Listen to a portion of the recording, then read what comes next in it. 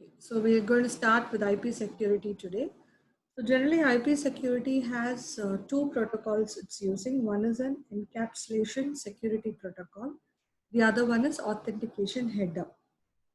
So there are two protocols inside this. So mainly they will ask you these two protocols only if they ask from this IP security. So what are the services both of them, both the protocols are going to give us? The same thing, confidentiality, authentication, integrity, what we saw in the previous classes, in the previous algorithms also. So generally if you see the architecture of IP security, so here in the diagram, you're able to see ESP protocol and AH protocol. So ESP's protocol is going to use encryption algorithm and it will provide confidentiality. The authentication header protocol is going to use the authentication algorithms. Authentication algorithms, what all we studied? SHA algorithm, MAC algorithm, then HMAC. Okay, all those things are the authentication algorithms. And it is going to provide authentication and integrity. Now, DOI is nothing but it's the domain of interpretation. It is going to support both the algorithm because when you support both only, you get all the three services. Okay. For that, it can also go and use this key management. Now, there is an important concept that you must know, which is called as a security association. So this is the concept which is used in both the protocols, ESP and AH protocol. Okay, so here we are using two protocols, ESP and AH protocol. This is the architecture. Now, security association is used in both the protocols. Now, what is this? Security association is nothing but it's a one-way communication. Using the security association of the client will talk to the server. Using this SA security association of the server will talk to the client. So it is one-way communication only. And generally this security association are saved or stored in database. Okay. Suppose if you want to use two-way communication, then you must ensure that there is two security associations. If there is one security association initialized, then there can be only one-way communication. If you want to initialize two-way communication, you must have two security associations. Okay. So this is an important concept in both the protocols in this IP security. Now, there are certain parameters which are associated with the security association. So what are the parameters? The first one is the SPI, which is nothing but security parameter index. So this is for both the protocols. It is common. This SPI will be available in both the protocols. So it is like a unique number. It identifies that particular message. Okay, and then it has one more parameter called the IP destination address.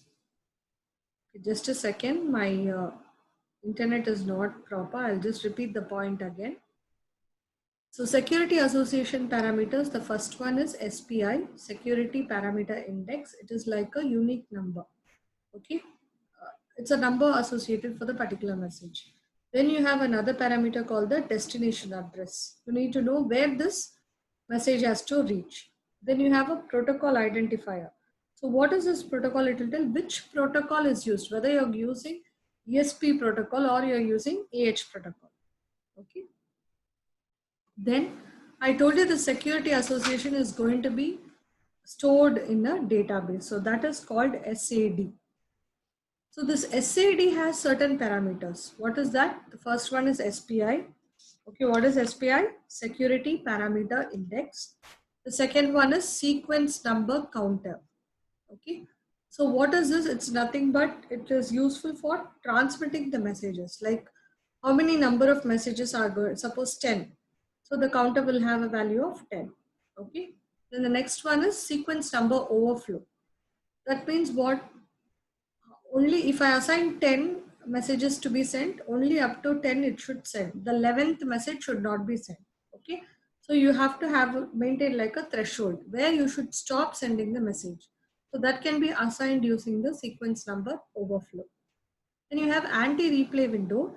This is nothing but it will avoid duplicates. For example, this is a window which is having 6 packets. Okay, it's a window which has 6 packets. After every packet is sent, you get an acknowledgement. Okay. So you know that this packet is sent. If the one more time, if the packet is going to be acknowledged, then we will know that it is a duplicate packet. So that is going to be done by this anti-replay window. Okay. Then we have the authentication header information, then ESP information. Then you also have lifetime of SC. So lifetime means when your security association is going to expire. Then generally the IP security protocol is going to operate in two mode. One is the transport mode and the other one is the tunnel mode. So we will be seeing that also.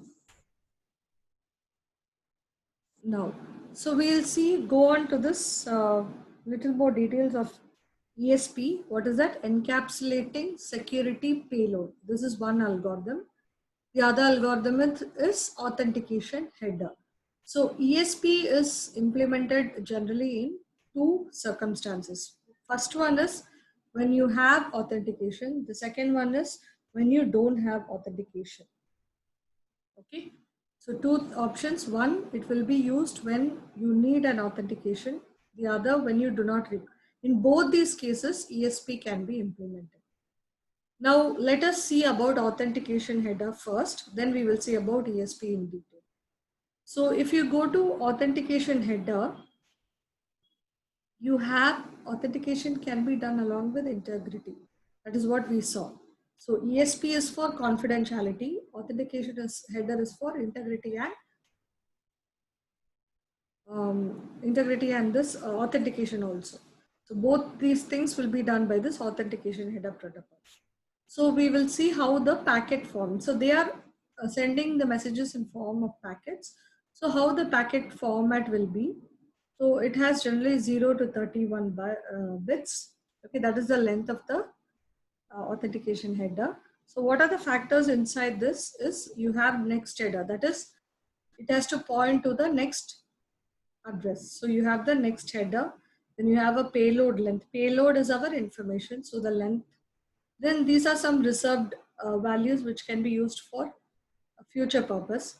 Then this is our SPI, which is nothing but the security parameter index, which I explained before. Then sequence number, already I told what is it. Authentication data. So this is like this MAC data, similar to that of the message digest or MAC or hash code. So this is a integrity checksum value. Okay. So these are the things that are going to be there in a packet format. So this is the header. So if you go on to see the header, there are two versions in your authentication header. Generally, sorry, two versions in your IP, internet security. You generally have two versions. One is version 4, version 6. Okay. So the header generally in version 4 will be having a original IP header, that is the internet IP address, header. And then it will have a TCP and then it will have data.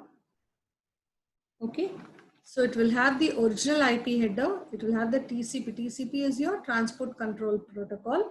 So it is a protocol which tells through TCP. The working of TCP is, why we use TCP is because every message that is sent from the sender to receiver will be acknowledged. That is the main plus point of TCP. Okay, so if you use TCP protocol for message exchange, what happens is if I send 5 messages, okay, it will be numbered, number 1, number 2, number 3. So all the 5 messages will be numbered from 1 to 5 and it will reach the destination. So in case if I don't receive any message, I can easily identify. Suppose if 1, 2, 3, 4 only is sent, so I can know that there is a 5th message which has still not reached me. So if you want to ensure that, you have to definitely use TCP. Okay, so that is why here to ensure proper transfer of data, they are using TCP also here. And then you have data, that is our data which is going to be transferred. Here in version 6, there is one more parameter extra that is called the extension headers. So the original header along with the further headers that the packet has to travel.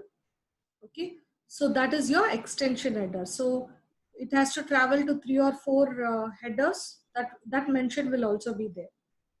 So what is your authentication header? So that is this one. So in version 5, the authentication header will be included. Are you able to see this authentication header included? That is the small change between the original version 4 and authentication header version 4. Okay. In version 6, again, you have the authentication header included. So can you see the difference between the version 6 here and the authentication header included? So this is the difference. Okay. Now this is done in the transport mode. Okay. This kind of headers will be used in the transport mode. So in the transport mode, we use the TCP protocol for transmitting. So the complete packet, so this is nothing but one packet, right? This is one packet. Original header, TCP and data, this is one packet. And here we are including the authentication header. So this becomes one packet. Packet means data. One data sent from sender to receiver.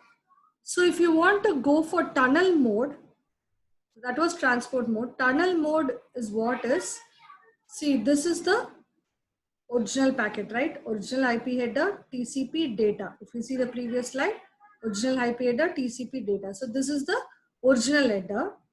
Now in the tunnel mode, this original header will be kept inside like a shell.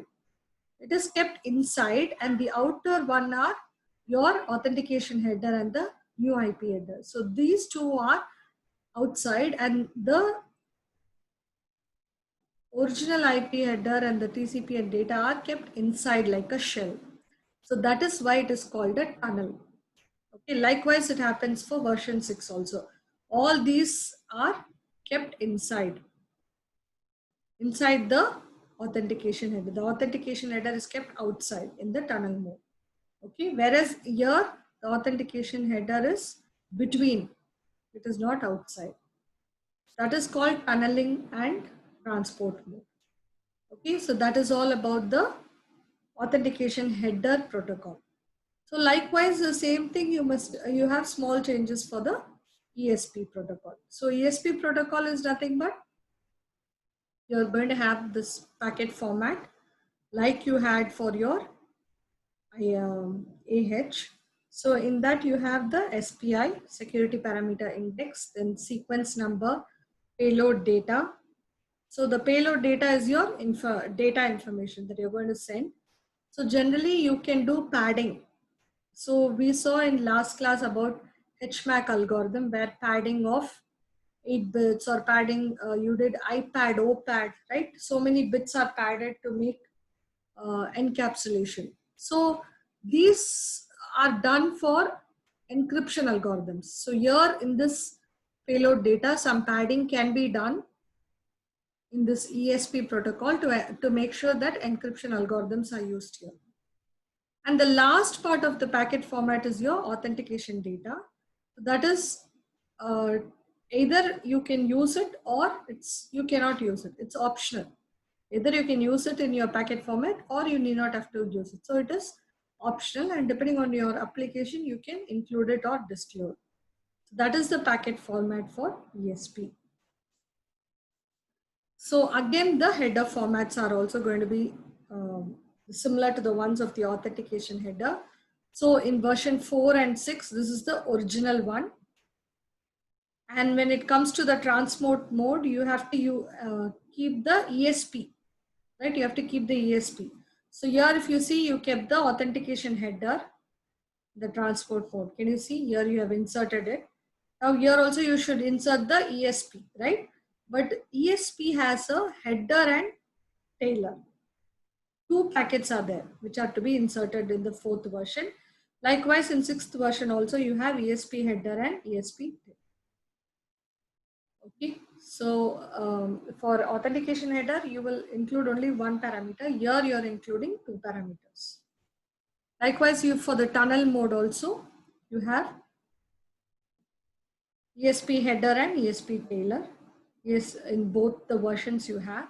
And within that, only your original data is going to be there, which means that it is kept inside the header and tail. So it's like a tunnel. So for ESP uses encryption algorithms. So it can use DES, triple DES, or whatever encryption algorithm it can use. And authentication header protocol is going to use authentication algorithm. So that's so many algorithms we have already learned. HMAC and SHA, so many algorithms we can use. Now key management. So if I go to this diagram, I told you that ESP protocol, AH protocol is there.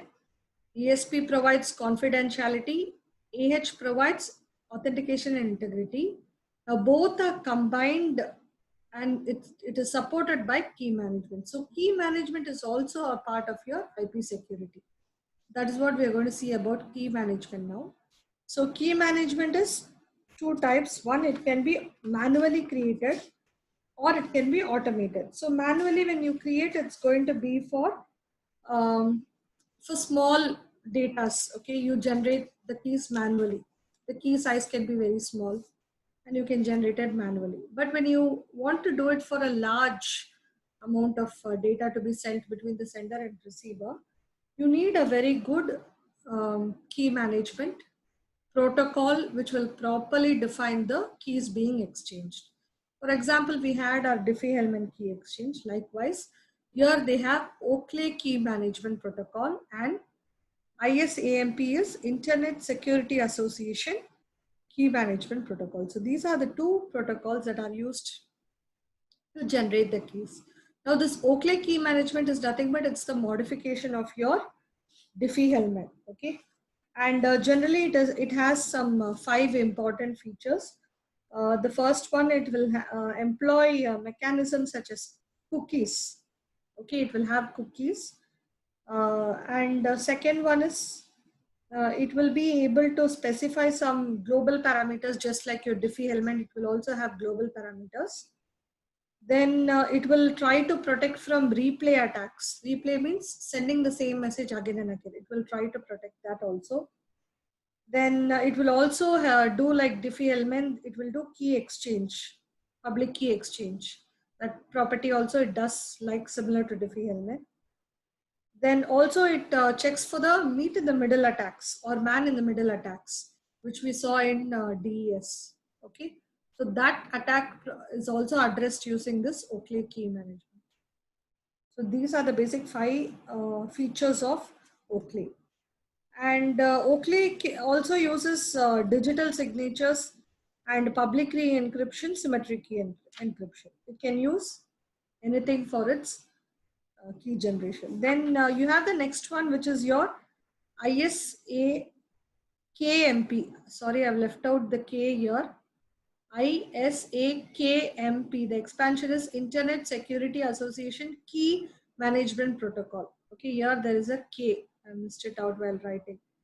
So this is the format of ISAKMP. So you have an initiator cookie, which is generally of 64 bits. You can see the diagram, initiator cookie. So this cookie, it initiates the security association establishment, okay? Or whenever a security association is deleted. So it is going to inform that. Then you have a responder cookie also, which is 64 bits. So that also will tell, it will tell the responding entity, whatever is responding to your essay. Then you have next payload, which is 8 bits. And it will tell you what is the type of the payload that has been sent. Then this MJVER and MNVER, they are nothing but major version and minor version. It will tell you what kind of version it is, whether it's a version 4, version 5. Okay. Then you have exchange type, that is 8 bits. It will tell you what type of exchange has been happened here. Then you have flags. So generally flags, they are set to enable whether a message is sent or not. Then you have message ID and length. Okay, message ID is the unique ID for the message. So then we can just go on to see the different type of payloads. Okay, you can just have a look on it. It's the description is also given there. Just have a look on it. So these are the different type of payloads. So you can use all these type of payloads here in the payload area. Okay.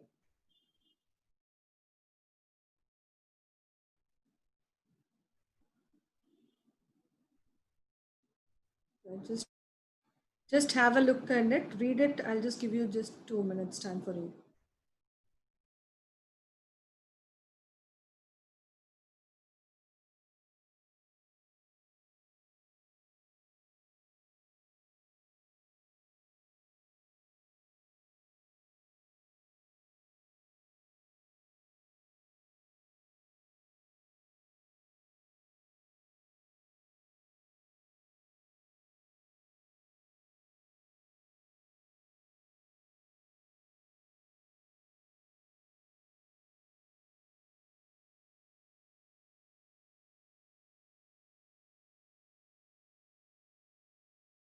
You can read this later also. I'll be sending the PPT after today's class, right? So you can view it. Now we'll go to the little bit of firewall is left out in yesterday's class. I'll just complete it. So in firewalls, we talked about the different types of firewalls, like the packet filtering circuit level and the application level yesterday. So today we are going to talk about Bayesian configuration. So generally, just a second.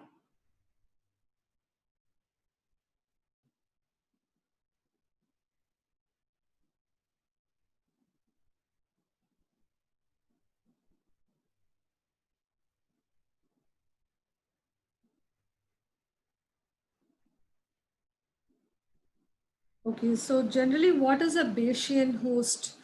We call it as a Bayesian host generally. So it is nothing but it's a special purpose computer. It's also a computer, but they use it for a special purpose.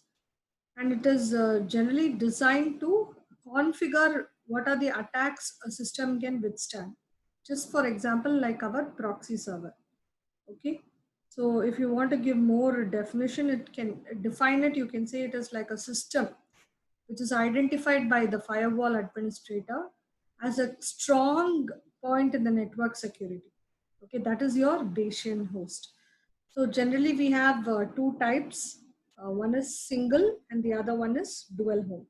So single home is you are connected to a single ISP using a single link. Okay, ISP is your internet service provider. So you are connected only to a single ISP and only using a single link. Dual home is you are connected to single ISP only, but you have two links. So if you see the diagram, you'll be able to understand it more. So this is what is your packet filtering router you can have in between the internet and the network of systems. So here they are marking a particular system to be the Bayesian host. So if it has to travel, it has to go through the packet filtering only. Okay. Whereas if you go to your dual home based, once again.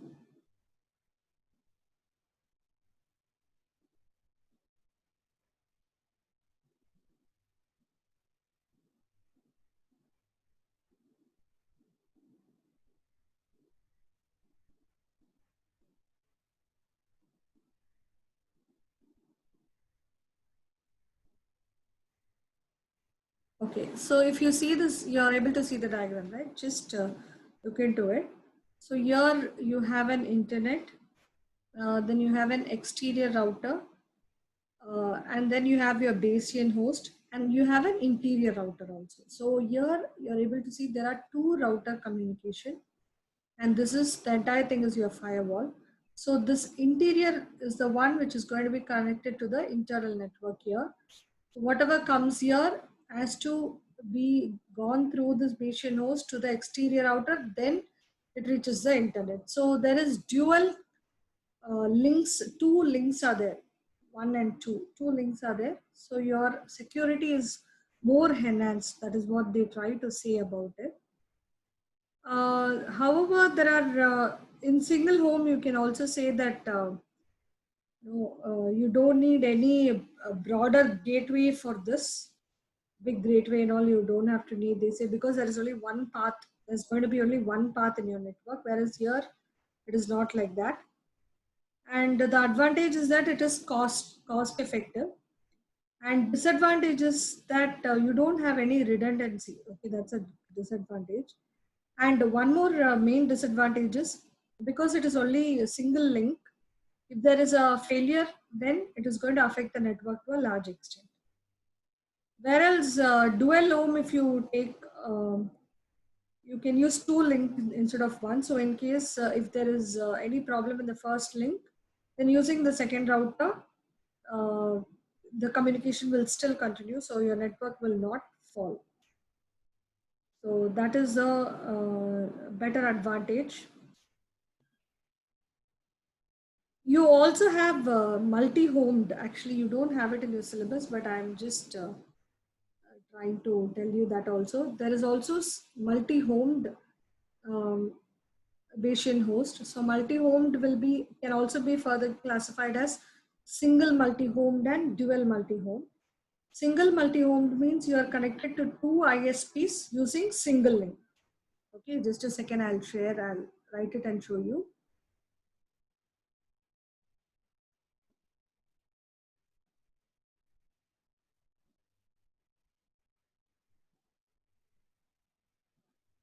So if it is single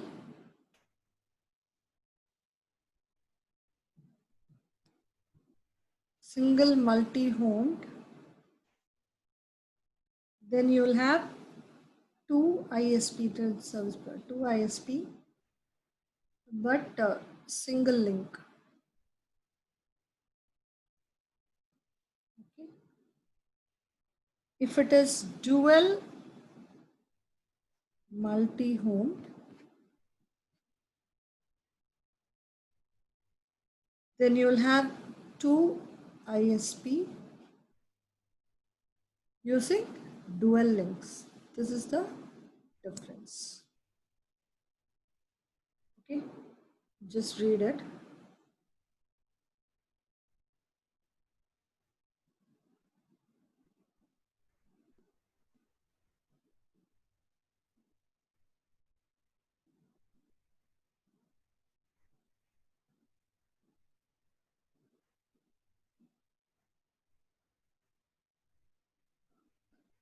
Okay.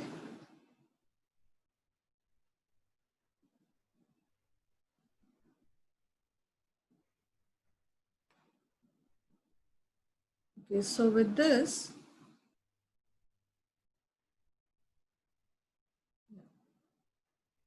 so we have only another 2 minutes left. So I'm just finishing off the class.